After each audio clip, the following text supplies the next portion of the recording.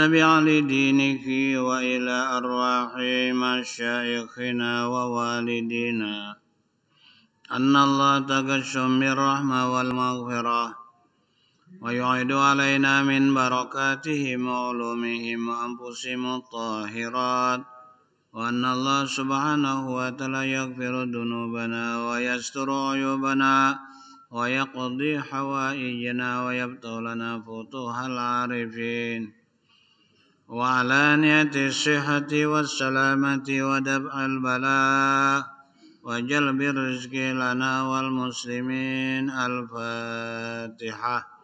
أعوذ بالله من الشيطان الرجيم. الحمد لله رب العالمين.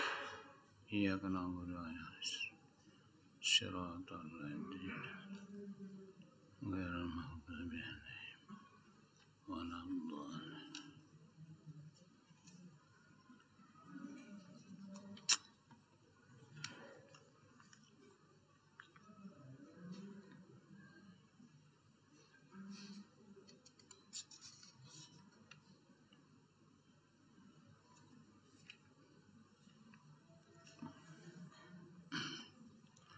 Assalamualaikum warahmatullahi wabarakatuh. Bismillahirrahmanirrahim. Alhamdulillahi rabbil alamin. Wassalatu wassalamu ala asyrafil anbiya'i wal mursalin. Sayyidina wa habibina wa syafi'ina Muhammad wa ala alihi wa sahbihi ajma'in. Wa ba'du faqad qala al-musannifu rahimahullahu ta'ala wa nafa'na bihi wa bi jami'i ulumihi fid daraini amin. Qala Rasulullah alaihi salatu wassalam, ya Aliyu walisyaqiyyi salasu alamatin qutun haramun wajtinabul alimi wa salatu liwahdihi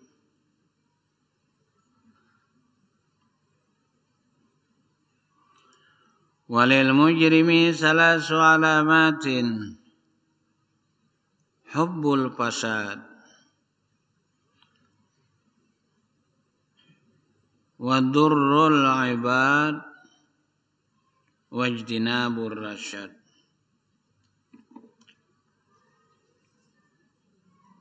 Jemaah salat maghrib rahimakumullah.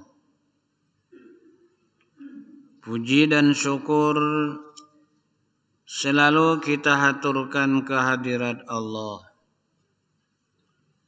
Semoga salawat dan salam senantiasa tercurah ke pangkuan junjungan kita Nabi besar Muhammad sallallahu alaihi wasallam, para keluarga dan sahabat beliau, juga pengikut beliau yang setia ila yaumil qiyamah. Hadirin rahimakumullah. Kita masih meneruskan pesan Nabi Muhammad sallallahu alaihi wasallam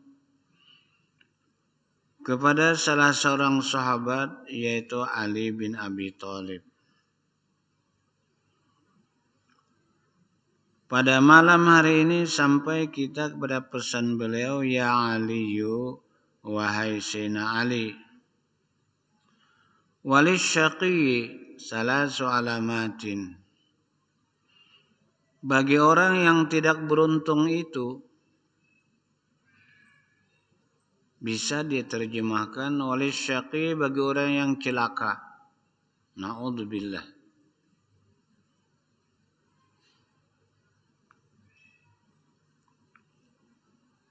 Orang yang celaka itu, Nabi kita Muhammad sallallahu alaihi wasallam salasu alamatin. Juga ada 3 alamatnya. Pertama, qutun haramun. Ini orang tidak bahagia, tidak beruntung. Bahkan bisa dinilai celaka. Pertama, makanannya yang haram. Kenapa?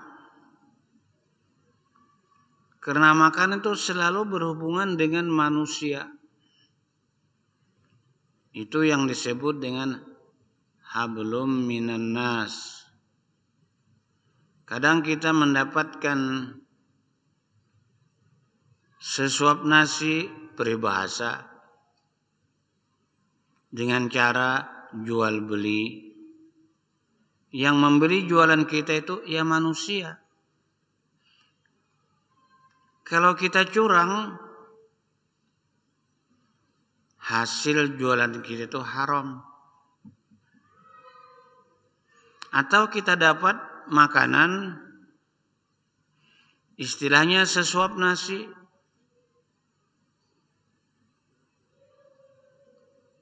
mengambil upah. Terserahlah namanya, mengambil upah itu buruh dan sebagainya. Tapi kita tidak amanah. Kalau orang itu mengambil upah dari jam sekian sampai jam sekian, sekian upahnya. Tapi kalau dikuranginya, tidak jujur, tidak amanah, hasil upahnya itu haram. Karena apapun yang kita dapati dengan cara curang, menjingkirkan perasaan, menyakiti saudara kita, kita itu haram terhadap saudara kita itu dengan cara tidak benar mengeluarkan darahnya.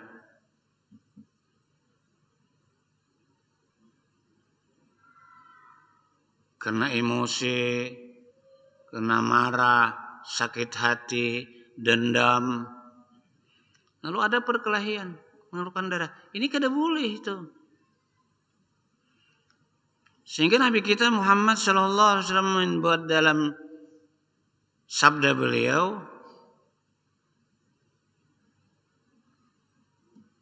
ujar beliau, lil qatil wal maqtul, al qatilu wal qatilu kilahuma finnar. Orang kalau sudah emosi, kalau sudah dapat mengendalikan diri, kelahi, lalu membunuh. Apa hadis Nabi?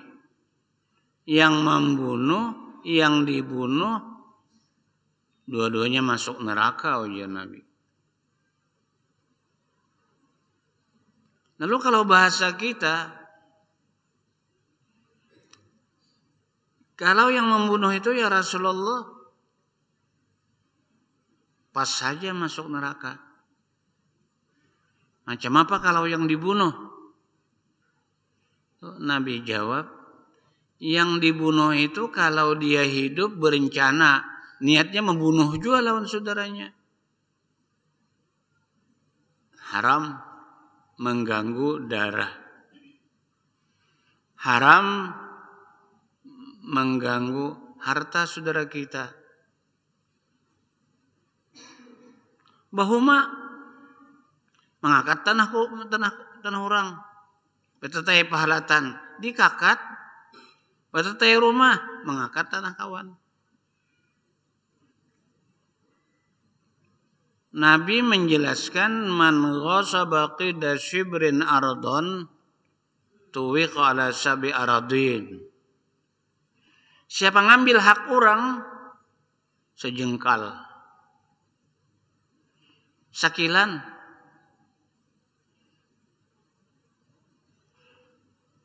Nanti pada hari kiamat kita ini pasti kembali ke akhirat itu, karena tujuan kita masih belum sampai.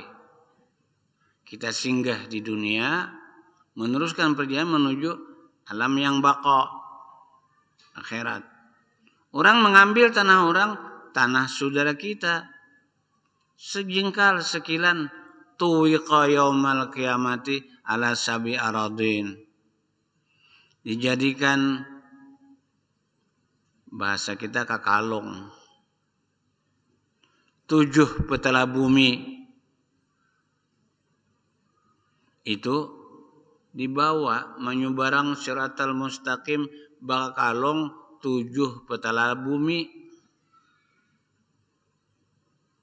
Ampih siratal mustaqim, siratal mustabau, gugurnya kabaratan kakalong. Haramun maluhu, haram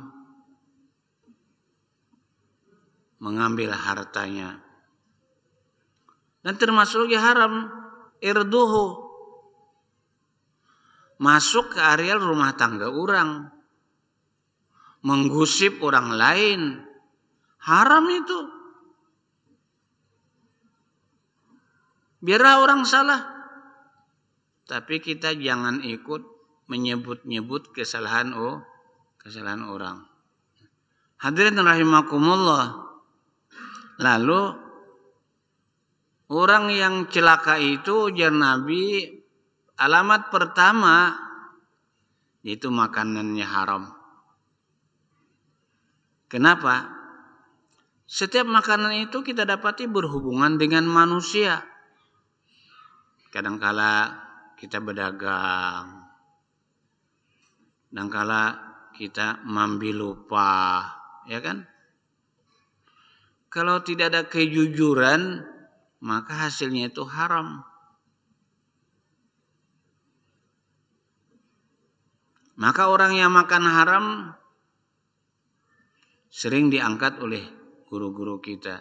Man akalal harama asad jawarihuhu sya'a am aba. Siapa makan makanan yang terbit daripada usaha haram, lalu makanan itu bagaikan bahan bakar masuk ke dalam anggota kita, lalu menjalar kepada mata, telinga, lidah, kaki, tangan. Semua anggota itu suka maksiat. Suka maksiat. Mata melihat yang haram, telinga mendengar yang haram, lidah ngomong yang haram, yang dilarang dalam agama. Sya'a am aba, ujar Nabi. Dikehendakinya atau tidak dikehendakinya.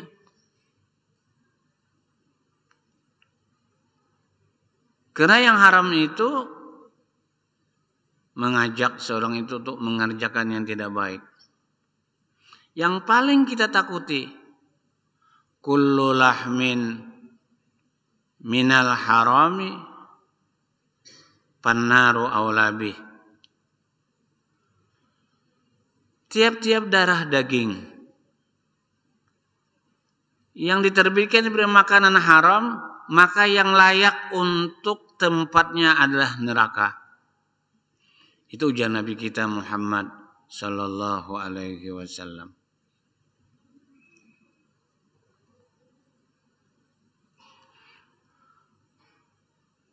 Pertama, qutun haramun, makanan haram.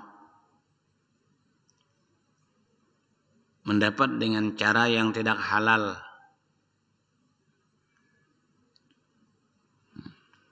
Lalu kalau kita tidak mengerti hukum, ambil sebuah hadis Nabi, da' ma yaribuka ila ma la yaribuka. Tinggalkan sesuatu yang meragukan engkau kepada yang tidak meragukan dalam hatimu. Ad-dambu ma haka fi sadrika. Yang dosa itu sesuatu yang menghantui dalam hatimu. Itu dosa. Bolehkah ini digawi kadakah? Asa kada boleh, jangan digawi. Itu amun kada tahu. Kalau sudah tahu, tetap mengarasi, nah ini ngarannya senjata makan Tuhan. Jangan itu menentang Tuhan. Tuhan jangan dilawan.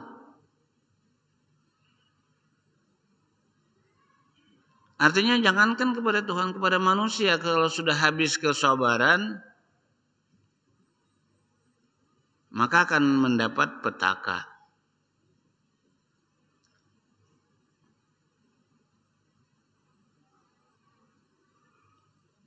Kedua, jadi orang celaka itu ujar Nabi, alamat pertama makanan haram.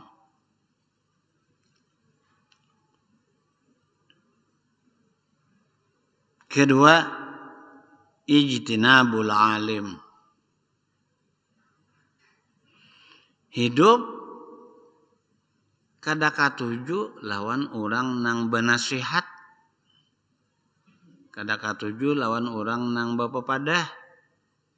Bahasa nang lumrah menjauhi daripada orang alim. Pesan Luqmanul Hakim. Ujar Luqmanul Hakim, Luqman ini luar biasa. Begitu kebesaran Luqmanul Hakim, ada Al-Quran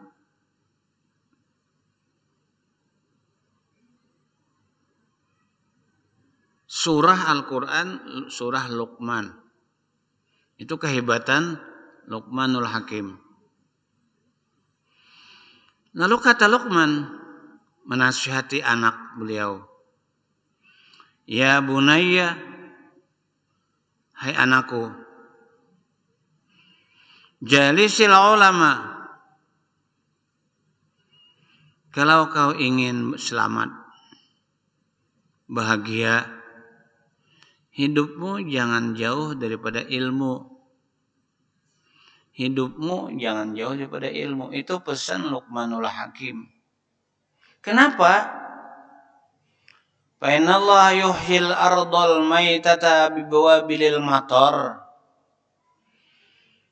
Karena sesungguhnya Allah kalau mau menyuburkan tanah yang gersang, tanah yang tandus, disiram oleh Allah dengan air hujan.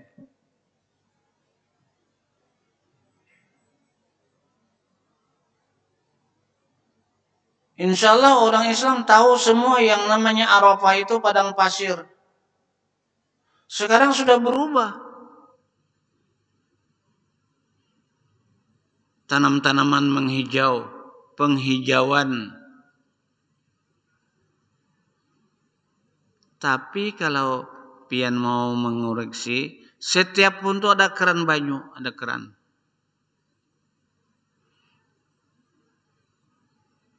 Menyirami pohon itu, lalu pohon itu jadi subur, jadi baik.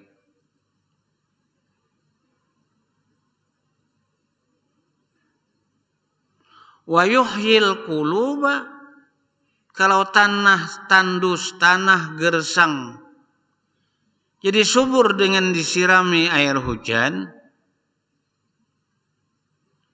Hati-hati kita yang tempatnya menyimpan iman, hati-hati kita tempat menyimpan ilmu. Hati itu bisa subur. bibawa bilil hikmah, dengan siraman ilmu pengetahuan, dengan siraman ilmu. Ilmu itu harus diambil daripada ulama, ulama yang menjelaskan ilmu.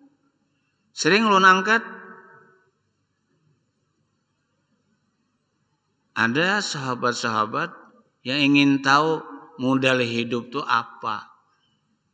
Modal hidup itu apa? Ditakunakan lawan Sina Ali. Ya Ali, apakah hidup ini yang lebih utama itu harta atau ilmu?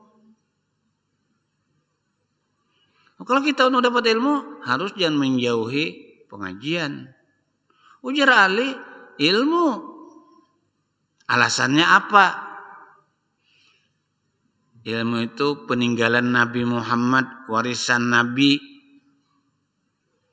Kalau harta, peninggalan Karun. Nah, itu jawaban beliau. Datang lagi satu, untuk hidup di dunia, hartakah? Ilmukah? Ujar Ali, ilmu. Alasannya apa?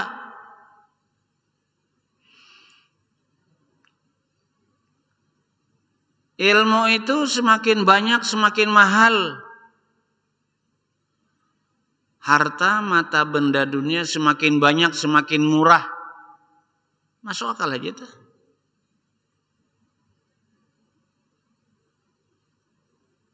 Pemulaan tampai langsat 50.000, ya sedikit. Tapi kalau sudah langsatnya banyak, buruk pulang. 10.000 udah payu. Hah? Dunia semakin banyak semakin murah. Ilmu semakin banyak semakin mahal. Datang lagi. Hidup ini yang dikejar harta atau ilmu? Ilmu, kata Ali. Alasannya apa? Ilmu itu jar Ali bila diberiakan bebanyak.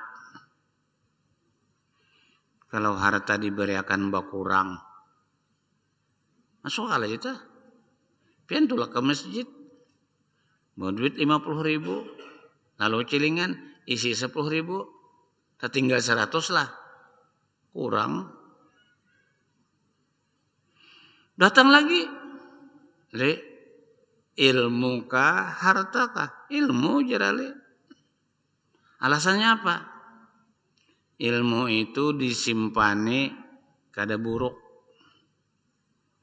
Kalau harta disimpani buruk. Pakaian kah? Ngapa kah bila disimpani lalu jadi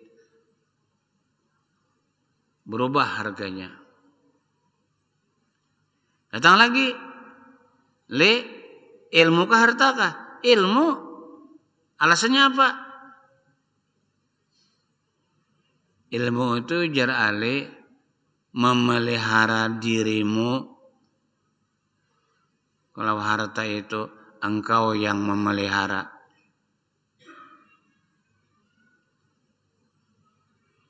Harus kita memelihara harta kita. Itu di lingkungan ulun itu nah. Banyak rumah bidak. Dibawa ke rumah sepeda motor kada muat. Orangnya berempat di rumah. Berempat bohos sepeda motor. Kada kau dibuat.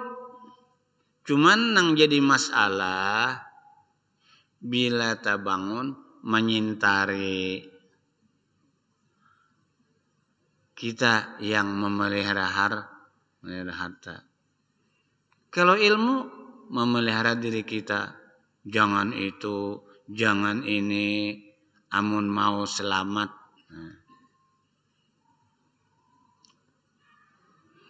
Jadi tanda orang celaka itu yang kedua, ijtinabul alimi, menjauhi majelis ilmu.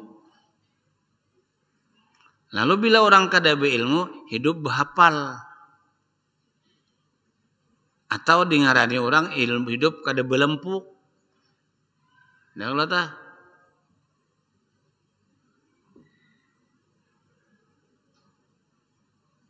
Ilmu itu seperti lampu menerangi dada kita.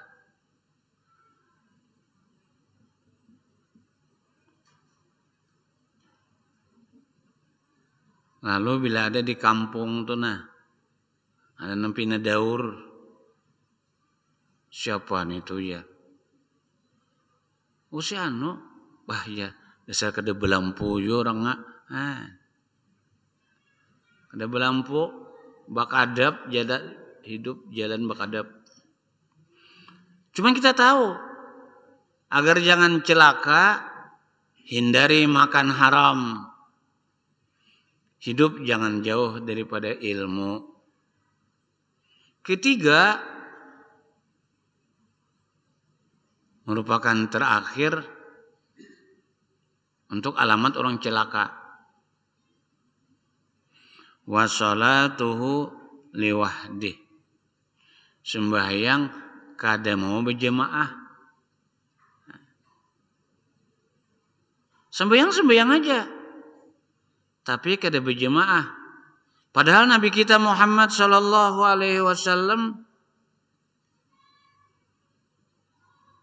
memerintahkan kepada sahabat beliau, bahkan mertua beliau Abu Bakar Siddiq. Aku mencari rumah orang-orang nang kada sembahyang berjemaah. Aku bakar rumahnya. Itulah Nabi kita Muhammad. Jadi bila ada orang kada mau sembahyang berjemaah, itu kada beruntung orang tuh. Kita tahu bahwa sembahyang berjemaah itu nilai tambah dalam ibadah. Apabila di kampung ada langgar, tapi persentase jumlah nang maisi tak banyak nang kada tulak.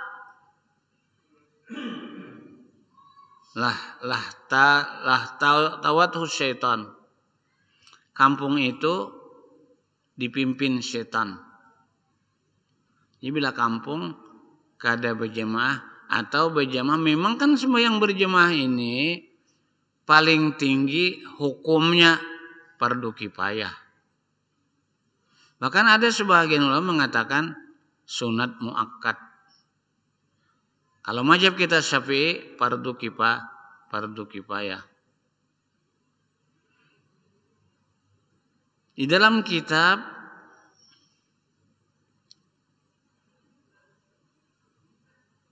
Allahumma sholli ala Muhammad.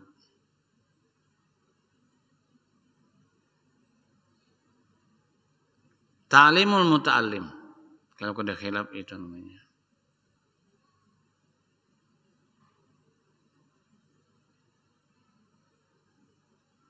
Menjelaskan kepada kita bahwa sesungguhnya sembahyang berjemaah itu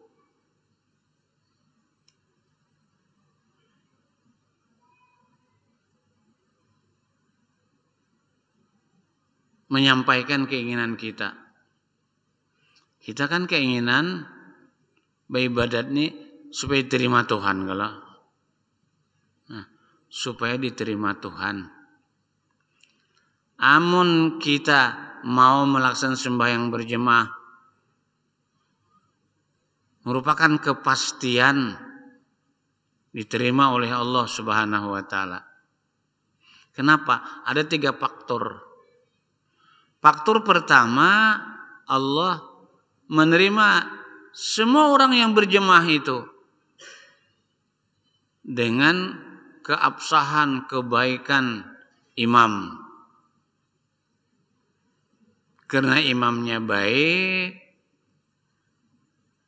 ya kebaikan sembahyang itu tahu kita pelaksanaannya dijaga dengan sebaik-baiknya.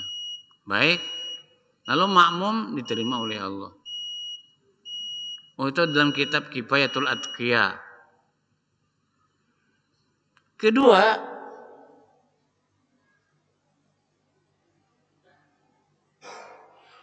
imamnya mohon maaf, kada waras. Tetap sembahyang itu diterima oleh Allah Subhanahu wa taala. Memandang barang hasai kong berdua makmum nang waras. Maka semua yang berjemaah itu diterima oleh Allah Subhanahu wa taala. Ketiga, penyebab ibadah itu diterima oleh Allah, imamnya kada waras juga. Ini ada imam kana buntut bahari. Kana buntut, aja. Imam kana buntut. Mamamnya kada waras penyongan hayam habis. Kacau benar. Tetap diterima Tuhan. Karena sembahyang berjemaah itu sunnah Nabi Muhammad sallallahu